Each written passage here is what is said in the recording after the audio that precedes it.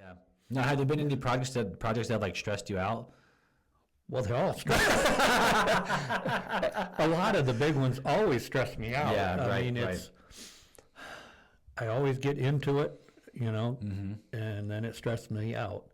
Now, I did have one, this was 4 years ago. Okay.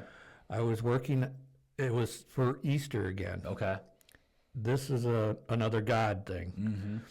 I was redoing the LED lights that we had on the back of the sanctuary, Okay. on the platform. Yep. I did a complete new pattern and got some new equipment and had to learn all new equipment.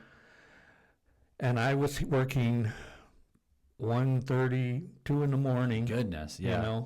All week. I had to wait till Monday to start. Yeah. And I had to have it done by Friday because we had a Good Friday service. Oh, goodness. Oh, my. Yeah. So I got this Thursday night. I'm here till 2:30 in the morning. And I still didn't have everything working. Everything was going good. Yeah. But it still wasn't quite working. Well, Friday I came in, probably around noon. I got everything working. Yeah. I went to switch my DMX cable from the stage Yeah. up to the control booth. And when I plugged it into the decoder, the socket broke. Oh, no. This is like 1 or 2 in the afternoon. Yeah. And everything went black. Oh, no. I'm dead in the water. Yeah. And so I tried to call Matt. I tried to call, drawing a blank. That's okay. But, That other person. Yeah. Worship team leader. And finally Matt showed up. Yeah. And the thing was, when this happened, I was devastated. Sure. I mean, I was literally laying on the platform, Yeah. crushed. Oh, yeah. I didn't know. All that hard work, man. I didn't know. Yeah. I mean, I said to God, I said, I cannot praise you for the situation, but I will try to praise you for who you are. Yeah.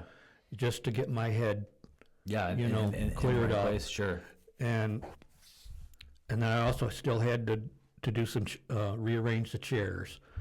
So I was doing that, and then finally Matt came and said, and I told him, if I open this box to fix it, it voids the warranty. If I don't, we're dead. What do I do? Yeah. He said, go for it. So I did. I finished 15 minutes before service. Yes. Yeah. And it worked? And it worked. Yeah. So that's what I'm talking about, man. Got so good with that. But like I said, 10 years earlier, I'd have been home, depressed, Yeah. Home depressed and not knowing like what to do with yourself, right? Yeah, I'd been done for days. Yeah. So that's another. It was an opportunity for me to see that God has been helping me, Sure, and growing. Yeah, absolutely. Yeah. With my, yeah. So that's awesome, dude. That's such a good story. Well, that's such a cool story. Yeah, I mean, God just being there for you and with you, like it's. Yeah. Yeah, that's phenomenal, man. That's so phenomenal. And so, you mentioned something there about how 10 years before that project or 5 years before that project, you may have just been depressed and at home and not been able to really like work through it a little bit. So like, can you tell us a little bit about like your journey with depression and maybe some other things you found out about your life, like all along the way? Because that's been a big part of your story. It is the biggest part of my story, actually. Besides God. Right. Yeah, this is a big part of your life. Yeah, go for it. I've had depression problems all my life. I've had anger problems. I used to have road rage driving. Especially in Fremont. Well, no. God got me mostly taken care of before I moved up here. Good, yeah. But I've had depression problems all my life, and I didn't have any idea why. I just felt like, what is wrong with me? Sure. And I've seen counselors, for years and years and years. And then at one point, I am here in Newaygo, they diagnosed me with ADHD. Okay.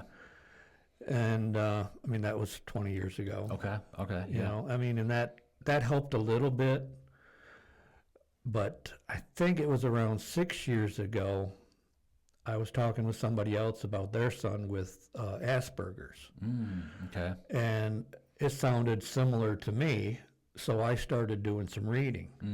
And as I read a book on Asperger's, it was like, wow, that's my life. Yeah.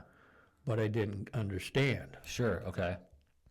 I have not been officially diagnosed by a doctor, but a couple psychiatrists through the VA have said, yeah, it sounds like that's what it is. Oh, you wow. know. Okay. Dr. Weeks here at the church who I Sure. went for counseling, he says, Yeah. yeah, it sounds like that's it. Okay. I've not been tested or whatever. Sure. But when I found that, it didn't solve everything Sure. that all the Yeah, issues right, that I've right. developed over the years. But it made my heart feel a little better knowing that there was a reason for some of the issues I've had all my life. Yeah. And that was probably a big turning point. Okay. You know. Yeah. But Yeah.